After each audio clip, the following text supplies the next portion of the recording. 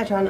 On the howitzers, is there a sense that the Ukrainians will quickly need additional artillery rounds? I know the U.S. is going to send 40,000, but if they have a sustained fight, you could go through those 40,000 pretty quickly. How open is the door to quickly getting more artillery rounds to Ukraine? We've said many times it's about supporting Ukraine as much as we can, as fast as we can. And while I don't have any future shipments to speak to today, I think you can assume that should there be additional need in the future for more 155 artillery rounds, the United States will be right at the front of the line doing what we can to help get them there. And then on the visits recently, Spain today, Poland. Spain was a phone call. Or phone call, and then Poland tomorrow, and Czechoslovakia.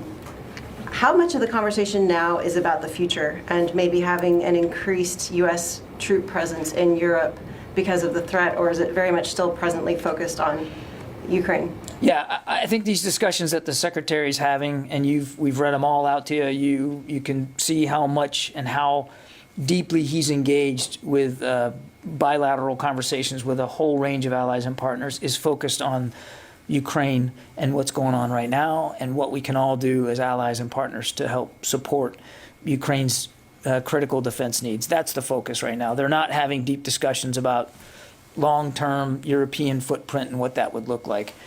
We are having initial discussions here in the building about long-term posture. It would be foolish for us not to, given that we know the security environment in Europe has changed. But in terms of detailed negotiations with other countries about where that footprint might be rotational versus permanent, or what the size might be, we're just not there yet. Are they bringing up any requests? Are they broaching the topic at all with the Secretary? I won't get into more detail in these conversations and what we're putting out in the readouts, but I don't want to leave you with the notion that deep negotiations and discussions about footprint is a predominant part of these discussions. Does it come up coincidentally sometimes when he's talking? Depends on the nation and their willingness to host U.S. forces. Sure, it does, but it's not. They're not diving deep into that and looking at the map and deciding where we're going to put troops and how long they're going to stay. That's just not part of the conversation right now.